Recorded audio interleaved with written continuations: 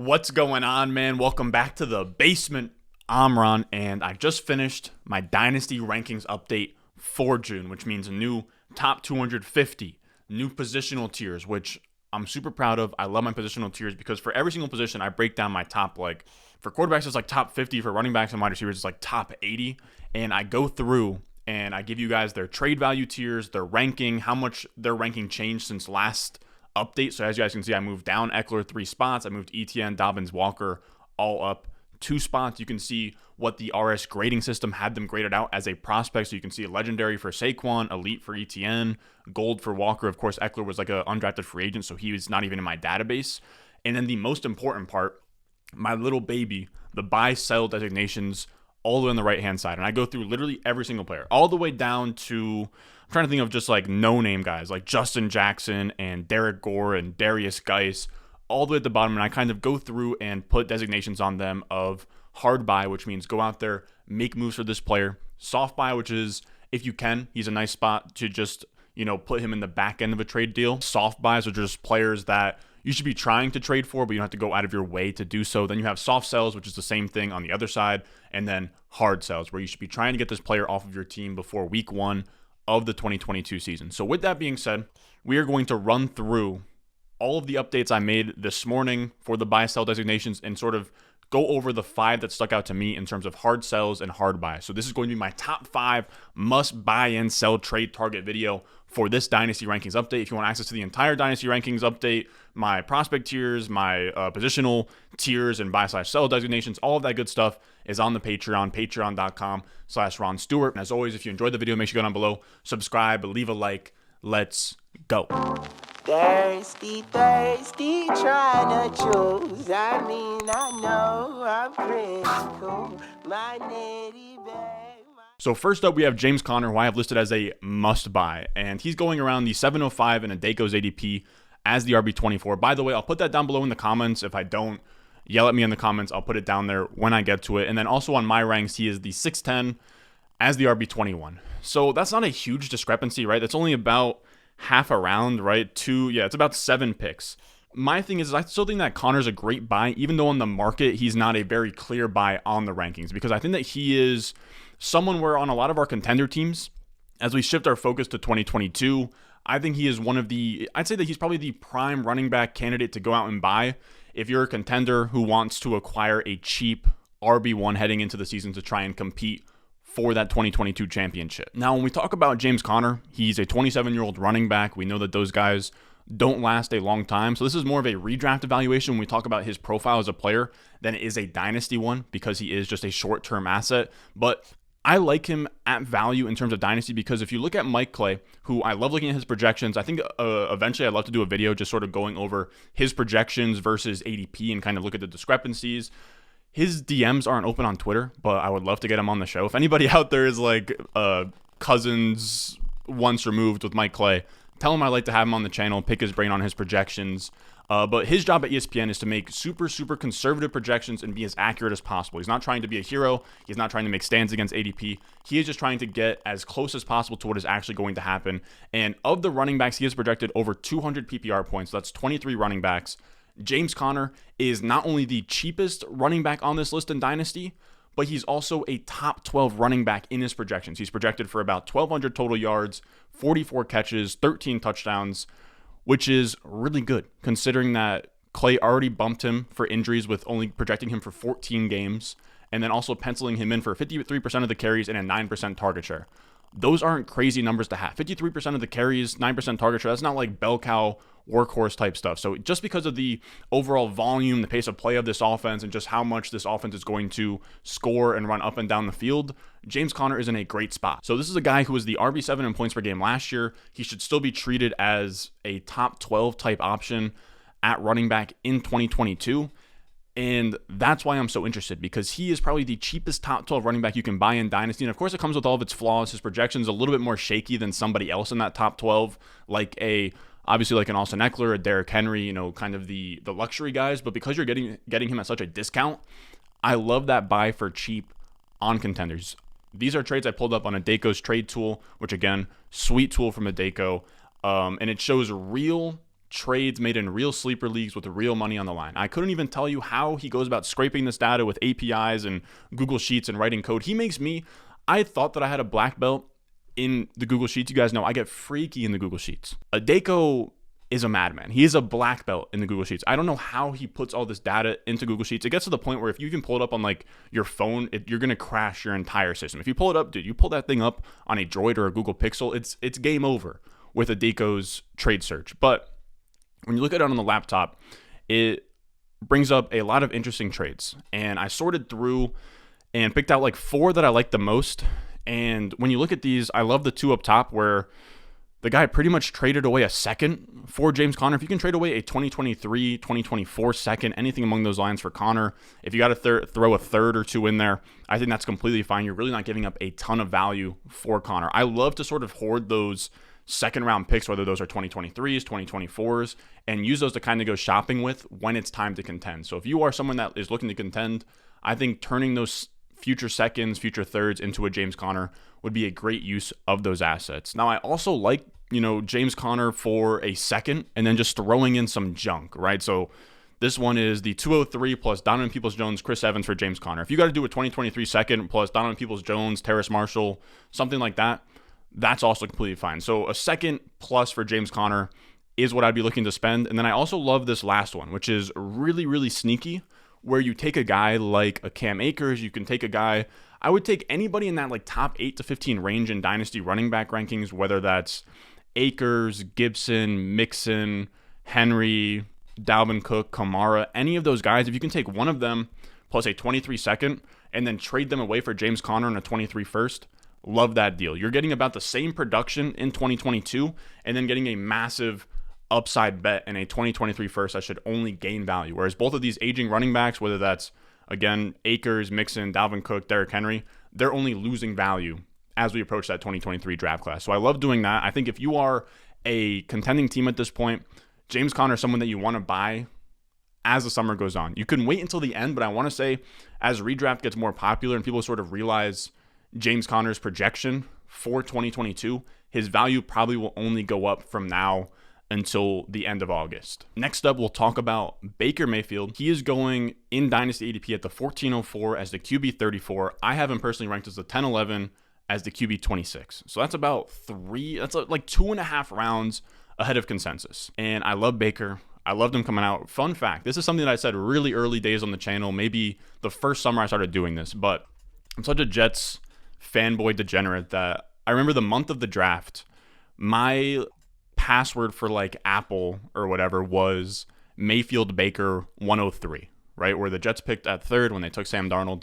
I wanted Baker on the Jets. I thought that he was a great prospect. I loved his underdog type attitude, and he's a really fun buy right now. All right, so we're going to get a little bit hand in the dirt here. We talk a little bit narrative in terms of Baker, but he is someone where if you back him up against the wall, he performs. He did that in college. Everyone doubted him. Same thing in Cleveland. He brought them to their first playoff game in forever, their first winning season in forever. He's done amazing things in really unlikely situations, walking on to Texas Tech and then walking on to Oklahoma, winning a Heisman there. His story is really, really fun. I love his price at QB 34 because it's very easy to profit at QB 34 with Baker Mayfield as long as he just finds a starting job somewhere. I don't believe in my heart of hearts that there are 32 quarterbacks better than Baker Mayfield out there. I do believe that he is going to be a starter somewhere in 2022, whether that's Carolina, whether that's Seattle, whether that's even like Cleveland or something. I do believe that he will be a starter in 2022 and probably for the next 3+ years thereafter that. And I think people have like a really sour taste in their mouth in terms of Baker Mayfield, thinking that he's like this trash quarterback.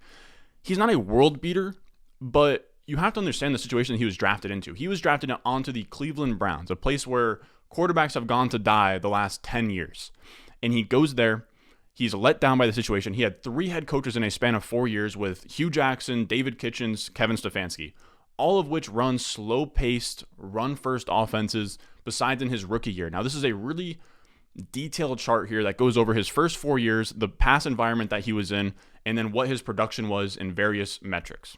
And you look at that first year, it's pretty funny that he had his best year under Hugh Jackson, but it was largely because Todd Haley was the offensive coordinator, he was the offensive coordinator with the Steelers when they had, I believe that was like Juju's a rookie year where they just passed the ball a ton. For like 4 years straight, they passed the ball a lot. So he brought that same mentality to the Browns, and they were 14th in pace of play that year, 12th in pass attempts per game. That was the only time during Baker Mayfield's entire career in Cleveland that both of those metrics have been better than 20th overall. The rest of them, you see 28th in pace of play in 2019, 20th in pass attempts per game, then 21st and 28th, 24th and 28th. Just bottom 10, bottom 5 offenses in pace of play and pass attempts, which is a really tough environment to succeed in for a quarterback. And I know we're 4 years removed at this point, but if you zero in on that rookie year, you can kind of see what he was set up to be. He was an elite prospect. In my model, the RS grade database, the RS grading system, whatever you want to call it, he came out as an elite prospect. He was drafted first overall in that draft class. And in his rookie year, he looked the part. He had 17.9 points per game as the QB 18, which we just saw a year where 5 quarterbacks went in the first round and they all looked terrible. None of those guys even sniffed 17.9 points per game for as long as Baker did over like a 12-game stretch pretty much. Like imagine if Baker came out in last year's draft class, went first overall instead of Trevor Lawrence. He goes to the Jaguars. He averages 17.9 points per game as the QB 18. We're probably drafting him right in that Trey Lance range this year in Dynasty if that's what happened with Baker. So in that environment, he produced. And then also, if you want to look at how good he was from a real life perspective, we can do that as well. If you want to look at his clean pocket PFF grade as a rookie, he had an 86.1, was the 14th best quarterback in clean pocket PFF grade among like 33 quarterbacks. As a true rookie, being top 15 in that metric is really, really strong. And it's a great stat, clean pocket PFF grade, because it just sort of isolates the entire situation where he's not under pressure, he's sitting in the pocket. Can he just make throws, hit his receivers? He showed that he could do that. Now, another stat I love looking at is what I've been talking about all offseason is big time throws to turnover worthy play ratio. And it's just how does your positives outweigh your negatives? Does, all of your boneheaded plays, do you make up for them by making really big time throws? Big time throws are just like big touchdown passes, tight window throws, deep down the field type stuff.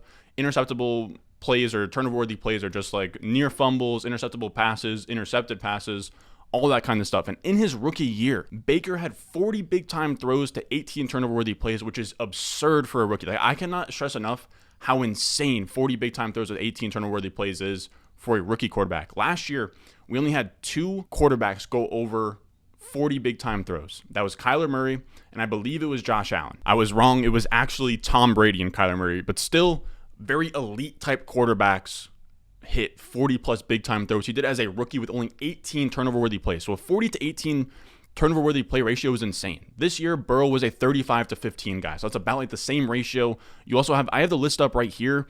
You have guys like, again, no one is even in that 40 to 18 spot. If you want to look at Josh Allen, 39 to 26. You have Stafford 36 to 25, Burrow 35 to 15, Dak 32 to 21, and you have Baker Mayfield as a rookie on the Browns 40 to 18. It's absurd. Like, it's really good. Now, we're talking about Baker Mayfield's rookie year. I know a lot of you guys are going to be fed up. You're like, okay, we are now heading into year 5. His rookie year is whatever at this point. It's just at the very least, I cannot believe that Baker Mayfield is not a competent starter in the NFL. Then you look at the rest of his career, been plagued by injuries, bad play calling, 3 straight QB 25 point per game seasons on just terrible pace of play, terrible pass attempts per game. But you can cling on to that year 3 season where it showed off that he was a good quarterback from a real life perspective. 31 big time throws, 17 turnover worthy plays, QB 10 in clean passing grade per PFF. So all I'm trying to say is not that Baker Mayfield's like a top 5 quarterback in the NFL, but you don't put up those types of numbers in terms of PFF pass grade, big time throw to turnover worthy play ratio, that type of points per game in your rookie year, if you're not at the very least a good quarterback. So I truly do believe that if Baker Mayfield could get out of Cleveland, which I hope that he will at this point, and he gets to an offense that just passes and runs plays at a league average rate, he could very easily finish as a top 15 to 20 quarterback in his next full start in a season. And I like him as a buy right now because the minute he gets traded from the Browns to whether that's Carolina, Seattle, whoever's sort of on that radar, right now it seems like the Carolina Panthers are having the most momentum for trading for Baker. And he goes from QB 34 to like QB 30 once that trade happens. And the minute that he starts in week 1, maybe QB 30 goes to like QB 26. And if he looks good, if he goes out there and starts like Sam Darnold did last year, where he looks amazing through like 4 or 5 weeks, he'll have weapons on Carolina too, where he'll have DJ Moore, he'll have Christian McCaffrey. Maybe he cracks the top 24 dynasty quarterbacks. Like, there's a lot of profit to be had here without even a full season of like sustainable production from Baker Mayfield. You just need him to get traded. You need him to start a game. You need him to look decent. Like, there's going to be a bunch of spots along the way with Baker Mayfield. We're going to have spots to get off of that train ride, right? Where it goes from QB 34 to QB 30. Okay, do I want to sell now? All the way up to like QB 24, QB 20 if he's actually good at football, which I believe that he is. Now, the only tough part is profiting is very easy, in my opinion, after you buy him at QB 34. The only issue is that he is going to go to Carolina, which sucks because you have Matt Rule there. That staff is going to also run a pretty bad offense like he's always been in. He'll probably also be in that bottom 10 pace of play and pass attempts per game, most likely in that system. So that's not going to be super fun. That's not going to be super, evergreen for him to be a top 20 type guy. But all we really need to see is him play for a full season. His trade value will go up. And then after that, he's probably going to just have the option to choose where he wants to play. He'll be a free agent at that point. Right now, he's in a weird spot because he's still on contract with the Browns. So if he goes somewhere else, plays for a year, proves himself to be a good quarterback, he could be playing for a new contract on a team of his choosing, which is really interesting. Now, as of right now, you can buy Baker Mayfield for dirt cheap, but you want to do it like as soon as possible because everybody's talking about him in Carolina. As soon as that trade happens, the buying door closes. Even right now, it is slightly open. You're like Mission Impossible running in, barrel rolling under the garage door, messing around with underneath the red laser beams and stuff. This is the last chance. This is the last call to go buy Baker Mayfield. And look at these deals. First one's absolute junk. Harrison Bryant and Nico Collins, just a face planter and a random depth piece for Baker. Then you have Baker and junk, which is Tyquan Thornton for Mitch Trubisky and junk. Very easy. If you can do Baker Mayfield and then on the bottom you have Baker Mayfield and a fourth for Jimmy Garoppolo. If you can do Baker Mayfield and like some change for, give up Jimmy Garoppolo, Trubisky, Goff, Mariota into Baker Mayfield, all day long, you should be doing that. None of those guys have as much long-term upside as Baker Mayfield. Baker Mayfield has the opportunity to be, I think, on his career, I still do think it's in his range of outcomes that he could be a Kirk Cousins, Derek Carr, Ryan Tannehill type guy. I think that's still in his range of outcomes. At QB 34, there's nobody with that type of range in that area. And then the third one's crazy. It's just a 23 third for Baker. I would spend probably 23 thirds for Baker. So anything among those lines, Baker's trading for absolute pennies on the dollar at this point. So if you can get a deal like that done, I would do that ASAP. And then our last buy is Rashaad Penny. And his Adeko ADP is the 1210 as the RB43. I have him as my 1103 as the RB35, which is really rare for me to be higher than consensus on a running back. So I'm about a round and a half higher than consensus and 8 running back rankings ahead of consensus. And Penny is one of my favorite cheap upside bets at running back right now. He was playing out of his mind last year. In week 14 on, when he really started to get a hold of that starting running back spot for the Seahawks and just went absolutely wild, he was crazy. He was the RB2 in points per game over that span. He had 22 points per game. He was only expected. So his expected points per game is just the amount of volume that he had. What was he expected to have in terms of fantasy output? His expected points per game was 12.3. His expected points per game was the RB26 over that span. He ended up as the RB2. He was projected to have 415 rushing yards and 2 touchdowns. He ended up with 671 rushing yards and 6 touchdowns. It's just insane. He outperformed his expected points per game of 12.3 by 9.8 points per game. Last year in the season, Jonathan Taylor was amazing. He only outproduced his expected point output by about 4 points per game. What Rashaad Penny did down the stretch is crazy. Now, I know that that's a small sample size. Efficiency metrics aren't super sticky, but I think it shows that at the very least Rashaad Penny is extremely talented, or that he is good at football at the very least. Right? At least in the rushing portion, he is good at football. Now, I'm not saying he's the greatest running back of all time, but even if you want to say that he got lucky on touchdowns last year, if you look at running backs over 100 rush attempts on PFF, he was first in yards per carry, yards after contact per attempt, breakaway run percentage, elusive rating, everything. Like he played genuinely out of his mind. His yards per carry was like 6.3. The next highest was Nick Chubb at like 5.5. What he did last year is crazy. Now, again, I'm not saying that he's going to sustain that, but I'm saying that what he did last year at least proved to us that he is good and that he can demand volume in that backfield. And he's getting pushed down right now because of Kenneth Walker, who I like. He's my RB10. But it's not hard to see a world where in 2022, Rashaad Penny is kind of the 1A in a heavy rush attack on the Seahawks, and he wins on efficiency in the run game. And I especially like the Seahawks as a spot for him because Pete Carroll does not give a damn about draft capital. He generally doesn't care. They spent a first-round pick on Rashaad Penny, Chris Carson was the lead back that year. Now, I know Penny was hurt here and there, but he still handed over Chris Carson the role even when they were both healthy. Then you have Carroll building out a lot of his positions from day 3 and undrafted free agent guys over his career, like Richard Sherman, Cam Chancellor, Brandon Browner, all of those Legion of Boom guys outside of Earl Thomas. You have his wide receivers that he built around in those years with Doug Baldwin, Jermaine Kearse. He doesn't really care what pick he used on you. If you look good, if you play good, he will play you no matter what. So it's a pretty easy path, in my opinion, for Rashaad Penny to pay off as soon as this year if he just plays well. He's only on a 1-year deal as well, which is great for Dynasty because he can show out this year. And if Kenneth Walker is the long-term plan with the Seahawks, he can just go wherever. He can go to the Chiefs. He can go to the Buccaneers. He can go to the Cowboys if Zeke's gone. There's plenty of spots for him to go to after this season, and I don't think that's really being baked in. And here are a couple ways that you can sort of acquire him, which are pretty wild to look at. First, you could pretty easily get him for 2/3, which is wild. I don't really care how early those thirds are or what year they are. If you can do 2/3 for Penny, I would do it. I'd even debate doing like 3/3 for Penny. Then we have Rashaad Penny for Jamison Crowder, Rashaad Penny for Kendrick Bourne in 3/3 or 2/3. Then you also have on the bottom Rashaad Penny for Kenny Golladay. I would do that all day long. Any of those, I mean, I wouldn't call Golladay and Crowder necessarily roster clogging wide receivers, but those like wide receiver 50, wide receiver 60 type guys all day would sell them for Rashaad Penny. I think a common fallacy with people sort of preferring those types over a Rashaad Penny is something that Cooper on Twitter said. I believe that his new handle is like @CoopsFB. He's a really, really good follow. And he was saying that people will sort of prefer that, or not prefer, but they sort of gravitate towards wide receivers, especially those roster clogging wide receivers, because it's easier to see them get on the field and run routes, because most modern NFL offenses are running 3 to 4 wide receivers at a time, only 1 running back at a time. And they probably see Kenneth Walker ahead of Rashaad Penny. They see Rashaad Penny kind of as a backup or a bench player, whereas a guy like Jamison Crowder, Kenny Golladay, Kendrick Bourne will run routes and probably be starting in, at the very least, 3 wide receiver sets for their team. The issue is none of those plays at wide receiver have nearly the type of league-winning upside that a Rashaad Penny has. He has a ton of upside being an ambiguous committee type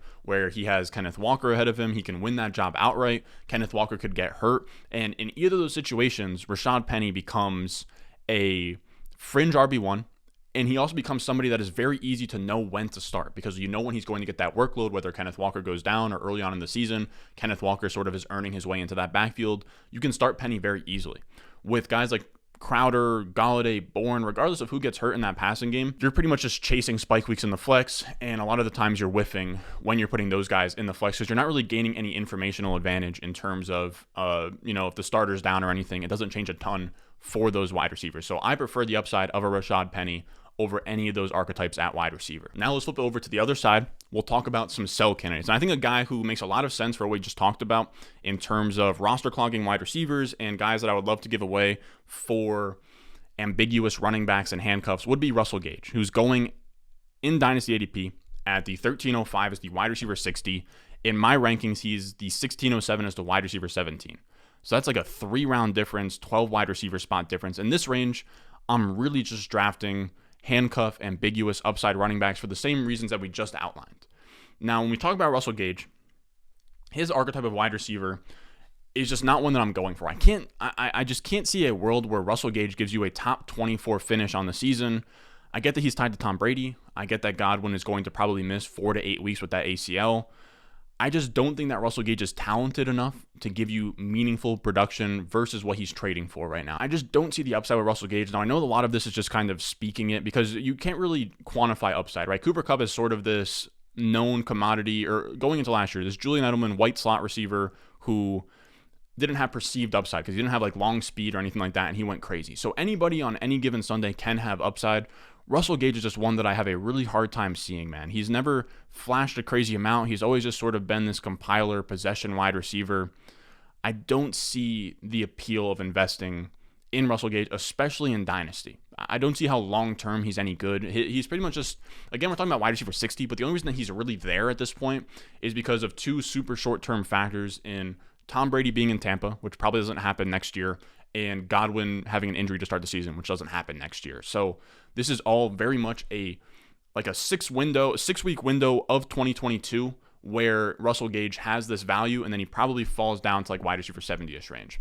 And when you look at Russell Gage, he's actually kind of trading for a decent value right now, where We're looking at the top one. He's going for a 23-second plus. Pacheco on top of that. It's not a huge plus, but it's a plus. The other guy after him somehow got 2 seconds for Russell Gage, which is wild. I also have no clue how a guy got Chase Claypool plus for Russell Gage. A lot of these aren't super realistic, but again, these are all happening in real leagues. Then you have the fourth one, which is Gage in a second for Elijah Moore. I think something a little bit more realistic would be Gage in a second for like an Amon-Ra St. Brown. If you can do that, I would do that all day. I love the idea of taking Russell Gage in a second and upgrading at wide receiver. I also love the idea on the bottom of taking Russell Gage and adding a running back like Miles Sanders or a running back that I don't love a lot like a Damian Harris or a Nick Chubb, and then upgrading that. So you take Russell Gage, you add it to Miles Sanders, you get an Aaron Jones, Leonard Fournette, James Conner type like we talked at the top of this video. Now moving on to our last sell candidate, we'll talk about Joe Mixon. And Joe Mixon is going to 304 as the RB8. In my rankings, he's my 504 as the RB13. So a really big round discrepancy. I have him 2 rounds later, 5 running back spots. And the thing about Mixon is I want to get this really clear. When I make these guys buys and sells, this is all at cost, right? So this is all where they're being valued in the market versus where I have them valued in the market. I'm not saying that Mixon is a bad player. I think he's actually a very good player in real life. But last year he had 18 points per game, was the RB5, and there's really not a ton bad to say about Mixon, right? So he was the top 5 running back last year. He's in the mix again to be top 5 to 10 in points per game this year. The thing about Mixon, and the reason why I'd want to be selling, is he doesn't have that same stink on him of like those veteran running backs like Kamara, Cook, Derrick Henry that nobody wants. They're old. They're coming off down years. Even though Mixon's in that same draft class as a Kamara, as a Dalvin Cook, he's not seen with the same, pessimism. Now, he's also a year younger than those guys, but that's not a ton of time. And he's also coming off of a career year, whereas those guys disappointed last year. So you get kind of this upward stream on Mixon where he's considered in a full tier above those guys. There's a lot of positive sentiment about him, but I'd be wanting to get out from under him. And I'm not saying that this year he's going to flop or not do well. I think that a top 5 to 10 running back season is in his range of outcomes. I think that's probably what will happen. The issue is I'm not sure that he has enough. I'm not sure he has the upside to be a game breaker, right? A guy that is worth spending a 3rd round pick on because he can give you a legendary running back season where he gives you like 22, 23 plus points per game. His career high in receptions at this point through 5 years, even though his receiving profile out of college, amazing. Somebody that has the same receiving profile as a Kamara, as a Swift, as an Eckler. It just never worked out in the league for him. I don't know what happened with Giovanni Bernard and all that, but he just never ended up seizing a receiving role in the NFL. Through 5 years, it's hard to assume that he improves on that. So with a career high of 43 receptions through 5 seasons, he doesn't have the game-breaking upside unless he hits like a Jonathan Taylor, Derrick Henry type season of like 1,800 rushing yards and 20 touchdowns, which I just don't really see happening. And as of right now, again, I love Mike Clay's projections. Mike Clay has him projected as the RB10 sandwiched between Leonard Fournette, Aaron Jones, and James Conner.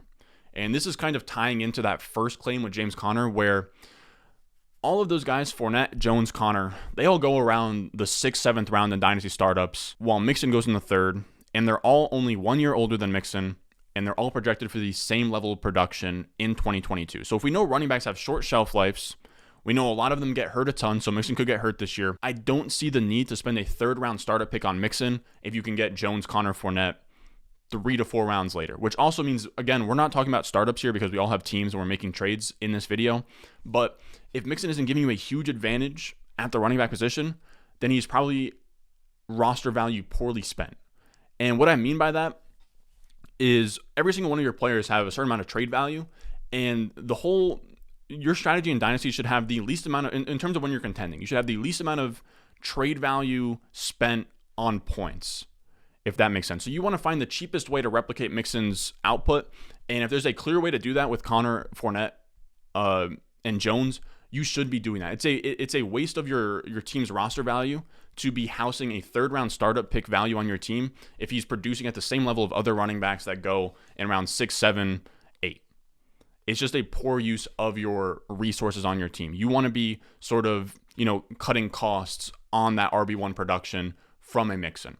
And I love a deal like this. I put it on Twitter. It got about 60-40 in terms of the votes, but I love doing Mixon in a 23 second for a Conner, Jones, Fournette, and a 23 first. I think that is amazing. Now, I know it's 60-40 in favor of the Conner side, but that's about as even as it's going to get. Maybe you throw a 3rd onto the Mixon side, and that'll push it through. Now, if you want to look at actual trades that have happened in the last month or so on a Daco's trade tool, we're looking at Mixon for like a 23 first, which I would, if I'm not contending, I would do. I don't think that trading him straight up for a 23 first as a contender is a super sharp move, because it's just, you're not replacing that production with anything. Whereas if you're doing a 23 first in Connor, you're at least replacing that production on the way back. That's like, it's like 23 first plus. So 23 first plus a second, 23 first plus a third, something like that.